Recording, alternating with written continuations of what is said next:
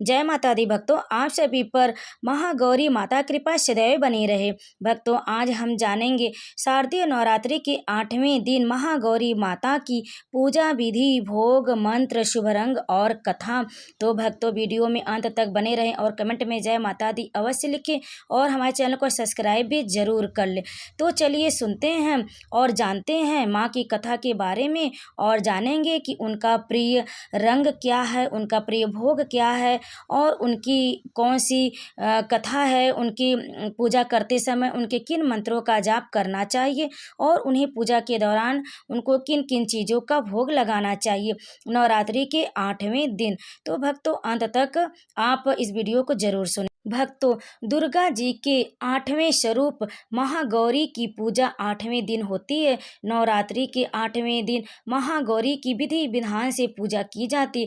जो भी भक्त सच्चे हृदय से उनकी उपासना करते, उनकी पूजा करते हैं, उनके मंत्रों का जाप करते हैं, उनकी कथा का श्रवण करते हैं, तो माँ भगवती उन पर प्रसन्न होती हैं और अपना आशीर्वाद उन पर सदैव बनाई रहती है। महागौरी माँ दुर्गा के 8वें स्वरूप के रूप में पूजी जाती हैं। तो भक्तों, आइए जानते हैं महागौरी माता की पूजा विधि। उससे पहले जानेंगे महागौरी माता का स्वरूप। नवरात्रि के 8वें दिन माँ दुर्गा के 8वें स्वरूप माँ महागौरी की पूजा की जाती है। माँ का स्वरूप अत्यंत शांत और पवित्र है। उनका रूप दिव्य और सुंदर होता है। माँ महागौरी की 4 भुजाएं हैं, जिनमें 2 हाथ वर मुद्रा और आशीर्वाद मुद्रा में है, वही अन्य 2 हाथ में माँ ने त्रिशूल और डमरू लिया। माँ महागौरी की सवारी बैल होती है। मान्यताओं के अनुसार नवरात्रि के 8वें दिन माँ महागौरी माँ की सच्चे मन से पूजा अर्चना करने से भक्तों को शांति, समृद्धि और सुख की प्राप्ति होती है। सुख सौभाग्य बना रहता है, माँ का आशीर्वाद प्राप्त होता। तो भक्तों, आइए जानते हैं माँ महागौरी की पूजा विधि।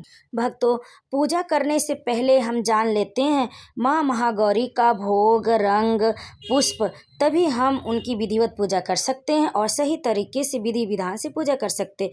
तो भक्तों, सबसे पहले हम जानेंगे माँ महागौरी का भोग। माँ महागौरी को नारियल, पूड़ी, चना, हलवे का भोग चढ़ाना शुभ माना जाता। उन्हें इन सब चीज़ों का भोग लगाना चाहिए जो कि माँ महागौरी को अति प्रिय है। अब आइए जानते हैं माँ महागौरी का शुभ रंग। माता महागौरी को सफ़ेद रंग बेहद प्रिय, लेकिन माता की पूजा के समय गुलाबी रंग की साड़ी या वस्त्र पहनना शुभ माना जाता। इसलिए माँ महागौरी की नवरात्रि के 8वें दिन आप लाल रंग के वस्त्र या गुलाबी रंग के वस्त्र धारण करें और माँ की विधि विधान से पूजा करें। माँ को नारियल, पूड़ी, चना, हलवे का भोग लगाएं, उनकी विधिवत पूजा करें।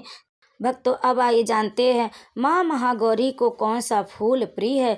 भक्तों, महागौरी माता को नवरात्रि के 8वें दिन गौरी माता को आप लाल रंग के पुष्प चढ़ाएं, सफ़ेद रंग के पुष्प चढ़ाएं, गुड़हल का फूल चढ़ाएं, आप गुलाब का भी फूल चढ़ाकर उनका विधिवत पूजा करें। भक्तों, इन सब फूलों से माँ प्रसन्न होती। आपके पास जो भी फूल उपलब्ध है, माँ महागौरी को अवश्य चढ़ाएं और विधि विधान से पूजा करें। हो सके तो गुड़हल के फूलों की माला पहनाएं। आप इन सब फूलों को चढ़ाकर माँ महागौरी की पूजा करें। भक्तों, अब आइए जानते हैं पूजा के दौरान आप किन मंत्रों का जाप करेंगे। या देवी सर्वभूतेषु माँ महागौरी रूपेण संस्थिता नमस्तस्यै नमस्तस्यै नमस्तस्यै नमो नमः। इस मंत्र का जाप करते हुए, माँ का आवाहन करते हुए माँ महागौरी की पूजा करें। अब आइए जानते हैं माँ महागौरी की पूजा विधि। भक्तों, आप नवरात्रि के 8वें दिन महागौरी की पूजा करने के लिए सबसे पहले स्नान करके स्वच्छ वस्त्र धारण करें। फिर अपने मंदिर की साफ सफाई करके पहले के फूल चढ़ाए हुए उतारें और नए फूल को चढ़ा दें। माँ को गंगा जल से शुद्ध करें, स्वच्छ करें और खुद भी गंगा जल घर में छिड़के, खुद के ऊपर भी छिड़के। उसके बाद माँ को चुनरी चढ़ाएं, उन्हें लाल सिंदूर चढ़ाएं, श्रृंगार की सामग्री चढ़ाएं और उन्हें भोग लगाएं। उन्हें उनकी आरती करें और उन दुर्गा सप्तशती का भी पाठ करें।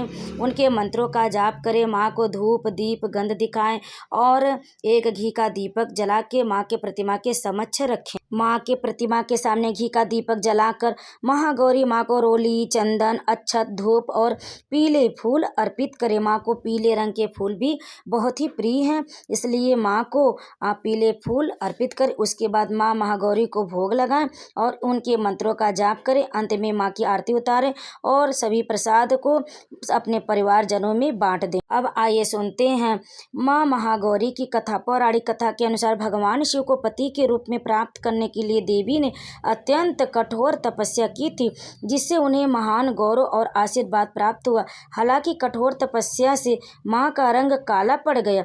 शिव जी ने देवी की तपस्या से प्रसन्न होकर उन्हें स्वीकार किया और उन्हें गंगा स्नान करने के लिए कहा। गंगा स्नान के बाद देवी का रूप विद्युत के समान उज्जवल हो गया और उनका रंग गौर वर्ण में बदल गया। यही कारण है कि उन्हें महागौरी कहा जाता है।